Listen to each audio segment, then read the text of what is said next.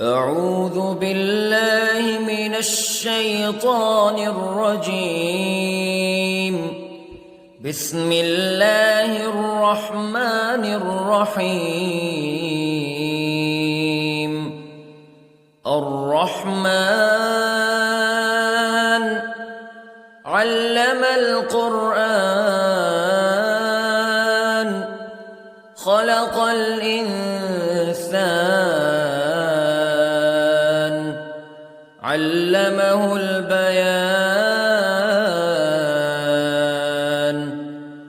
الشمس والقمر بحسبان والنجم والشجر يسجدان والسماء رفعها ووضع الميزان ألا تطغوا في الميزان وأقيموا الوزن بالقسط ولا تخسروا الميزان. والأرض وضعها للأنام فيها فاكهة والنخل ذات الأكمام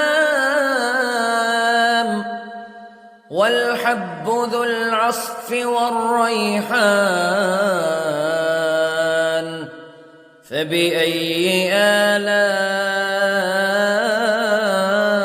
ربكما تكذبان.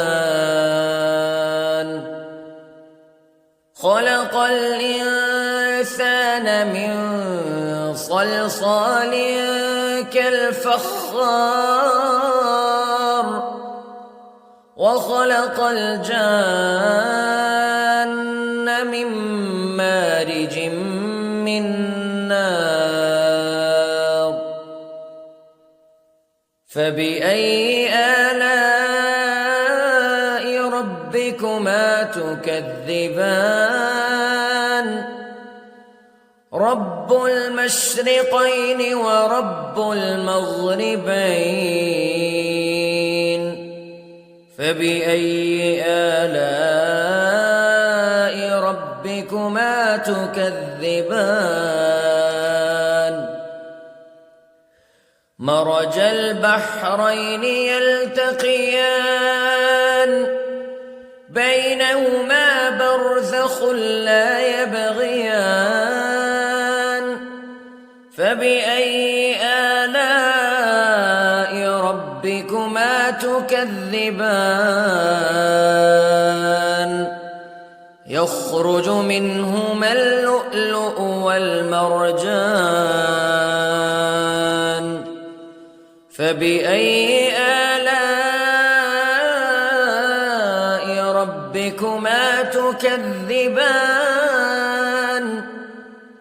وله الجوار المنشآت في البحر كالأعلام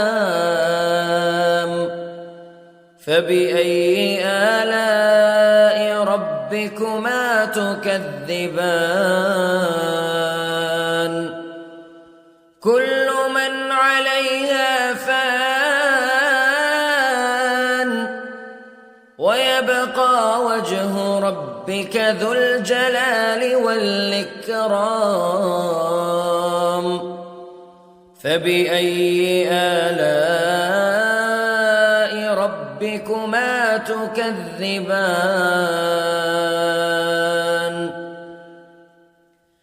يسأله من في السماوات والأرض كل يوم هو في شأن فبأي آلاء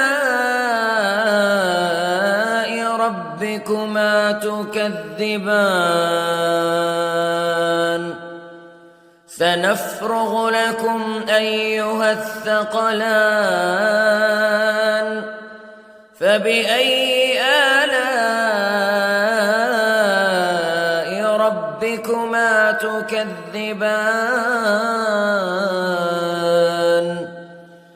يا معشر الجن والإنس استطعتم أن تنفذوا من أقطار السماوات والأرض فانفذوا لا تنفذون إلا بسلطان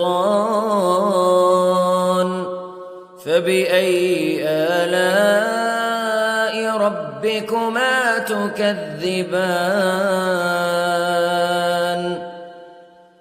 يرسل عليكما شواظ من نار ونحاس فلا تنتصران فبأي آلاء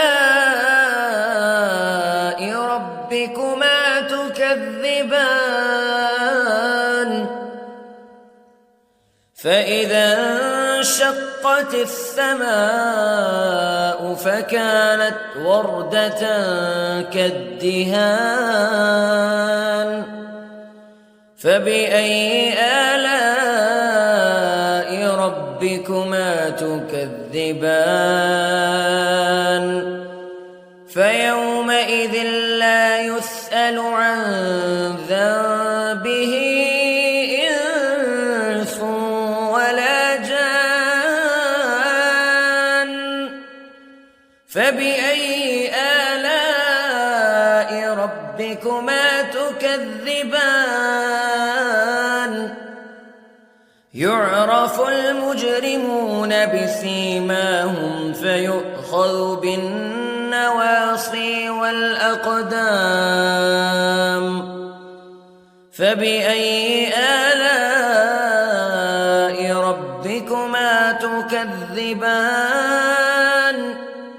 هذه جهنم التي يكذب بها المجرمون يطوفون بينها وبين حميم آن فبأي آلاء ربكما تكذبان ولمن خاف مقام ربه جنتان فبأي آلاء ربكما تكذبان ذواتا أفنان فبأي آلاء ربكما تكذبان فيهما عينان تجريان فبأي آلاء ربكما تكذبان فيهما من كل فاكهة زوجان فبأي آلاء ربكما تكذبان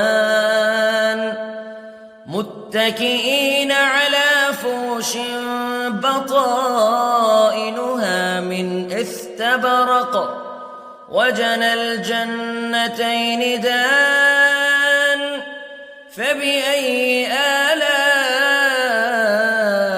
ربكما تكذبان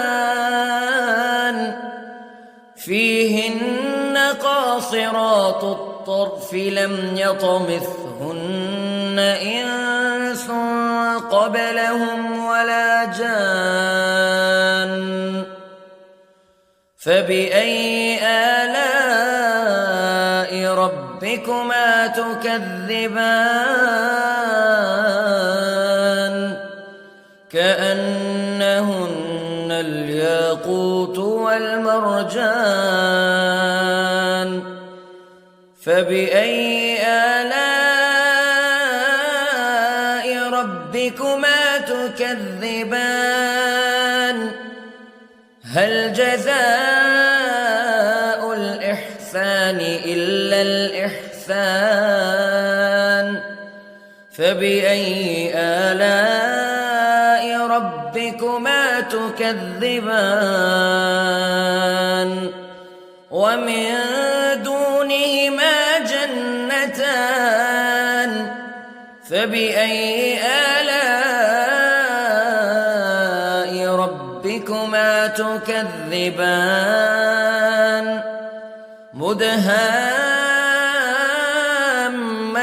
مدهامتان فبأي آلاء ربكما تكذبان فيهما عينان نضاختان فبأي آلاء ربكما تكذبان فيهما فاكهة ونخل ورمان فبأي آلاء ربكما تكذبان فيهن خيرات حسان فبأي آلاء ربكما تكذبان حور مقصورات في الخيام فبأي آلاء ربكما تكذبان لم يطمثهن إنس قبلهم ولا جان فبأي آلاء ربكما تكذبان متكئين على رفرف خضر وعبقري حسان فبأي آلاء ربكما تكذبان تبارك اسم ربك ذي الجلال والإكرام